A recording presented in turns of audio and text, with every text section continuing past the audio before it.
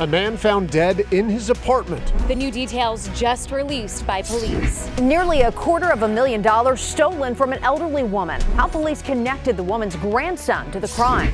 A bomb threat at 4 fire stations. What we've learned tonight from police.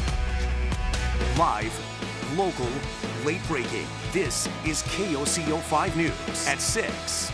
A woman confesses to stabbing a man to death in Norman. Thanks for being here tonight. I'm Jessica Shambach. I'm Evan Onstott. We brought this to you first as breaking news last night at 10 o'clock. Police telling us then it was a suspicious death. A 30-year-old suspect now in jail. KOCO's Christine Stanwood joins us live right now near Lindsay and 24th Avenue Southwest. That's where the crime happened. Christine, you're learning some graphic details tonight. Jess, that's right. Now, when police found the victim, they found multiple stab wounds to his neck, face, torso, and also arms. Police telling us that 30-year-old Allison Kamitzva actually turned herself in to investigators late last night. No, nothing like this never happens here. Those who live in these apartments still stunned. When I actually found out that somebody had been murdered, I was in awe. Ronnie says he didn't know the man who was killed. Last night, KOCO, the first crew on scene as OSBI, CSI, and detectives were there investigating the suspicious death around 4:20. The man found stabbed to death inside the apartment. I've been here almost 4 years, and I didn't believe something like that could have happened right here. Police say early indications are that the victim and Kamitzva had recently become acquaintances. We don't believe that they had known each other for a very long. Neighbors thankful the 30-year-old suspect turned herself into investigators last night. Good thing she turned herself in. I'm glad she didn't keep evading from the law. Right now, police believe everyone who was involved is in custody. And Kamitzva is in jail on a complaint of first-degree murder. No word yet on a motive right now. Police are saying that they do not have the victim's name or age at this time. Reporting in Norman tonight, Christine Stanwood, KOCO 5 News. Evan, Jess, back to you. Christina, thanks very much. A flash flood warning in effect right now for parts of the metro. Well, Storm Command has been near Danforth and Midwest Boulevard for much of the afternoon. You see the rushing water flowing over a road there. Yep, Chief Meteorologist Damon Lane joining us now. Damon, some of these storms have been severe today. Yeah, they absolutely have been. And there's one thunderstorm that popped up over Oklahoma County earlier this afternoon. Really just sat there. And I mean, it sat there for a very long time. Long enough to drop 4.5 inches of rain just east of I-35. But then as you go just west, right along 2nd Street, just north of downtown Edmond, a little over 1.25 inch of rain. So this is where most of the rain fell. This is where that flood warning remains in effect. Although looking at the radar now, most of our warnings are now falling off of the map here. We did have at least one thunderstorm there weakening. That's the same one that dropped all that rain. Storm still ongoing from the Grand Casino, Shawnee, as you make your way down towards Seminole. These are not severe south of I-40. But if you are headed out this evening, this July 3rd, a few thunderstorms are still going to be lingering until about 9 and 10 o'clock. More storms from Dover out towards Watonga. This is a strong thunderstorm over Watonga, Greenfield, up towards Oakwood, slowly drifting to the east. We did have a severe thunderstorm warning earlier for Enid. That is no longer in effect. We do, however, still have some storms out across northern Oklahoma, Ponca City, Newkirk. Rain is now getting ready to wrap up. And then we have a few thunderstorms still on the radar. Scattered storms, and this one right here is now severe from Alva, Cora, Freedom, looking at quarter-size hail and winds of 60 miles per hour. So these storms are going to be weakening very soon, but really the bigger story as we go into the day tomorrow, who will see the highest storm chance as you're lighting off those fireworks or headed to those fireworks shows? I'll show you coming up in a few minutes. Back to you. Well, we're getting a good soaking today, Damon. Thanks very much. In fact, now we're getting a good look as well as some of that heavy rain leading to flooding in many places. Oh, yeah. We told you First Alert Storm Command was out near Danforth and Midwest Boulevard. That water rushing in the area. It created a lake in one neighborhood.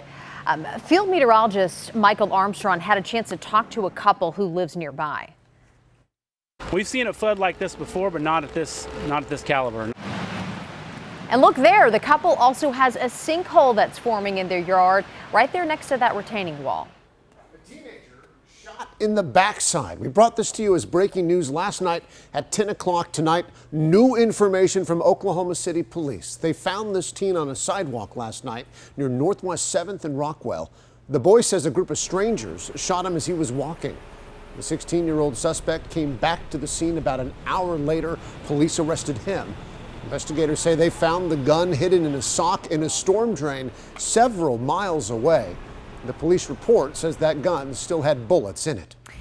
In the state of addiction, Johnson & Johnson asking a judge to dismiss the ongoing opioid case that's in Cleveland County. The drug company says the state has not proved that Johnson & Johnson is responsible for the opioid epidemic here. The state called its last witness Tuesday, and the defense is expected to present their arguments for the next 4 weeks. A van stolen from a children's charity has been recovered, and tonight we have the body cam video showing police arresting the suspect. Hey, stop! You're gonna get tased! Get down! Get down! Put your hand behind your back. My bad. Roll over! I think you're right here. You heard the suspect say, "My bad." Authorities spotted the Peaceful Family Solutions van last week along I-40. That led to a chase that ended near Southwest 11th in May. The driver crashed into a fence before running away, and as you saw there, police caught up to him pretty quick. The van, a vital piece of equipment for that charity. Nonprofit for children living with addiction in their homes. We really can't do the program if we can't get the kids to and from the classroom. Police say they found meth, plastic bags, and 2 syringes inside the van. The van is mostly okay, but it does have some damage now to the front bumper. A woman found dead outside a home in northeast Oklahoma City. Neighbors say they heard the shots and they saw the victim trying to run away near Northeast 16th and Lottie. The victim collapsed a few houses away. Police have not made any arrests right now. They're still investigating exactly what led up to the shooting. Norman firefighters reacting tonight to a bomb threat made against 4 of their stations online. KOCO's Patrina Adger joining us live from Fire Station 2 in Norman. And Trina, that is one of the stations that was threatened. Yes, Norman police say dispatch actually received information about those threats. Those fire stations, along with this one, Station 2, there was a complete sweep of all 4 of those stations, but nothing was found. Now, KOCO obtaining this internal email the fire chief sent to the firehouses in Norman. The threat said the bombs would go off at 2 this afternoon. Now, the Norman fire stations threatened. This one that I'm standing here at now, Station 2 off West Boyd, Station 5 off 168th, Station 6 off Alameda, and 7 off Goddard. Norman PD's hazardous devices team and their canines checked things out and deemed the threats were not credible. Now, the case right now is being turned over to the FBI for investigation. Reporting live in Norman tonight, Patrina Adger, KOCO 5 News. Back to you. All right, Patrina, thanks very much. A 200-mile natural gas pipeline shut down by a federal agency. This is the Midship Pipeline. Oh, supposed to run through 8 Oklahoma counties. The Federal Energy Regulatory Commission says the company is not in compliance with certain regulations. A pregnant woman sexually assaulted at a local motel, only on 5. How she fought back and put her attacker in the hospital. And more than $250,000 stolen from an elderly woman. And police say the thief is the woman's grandson.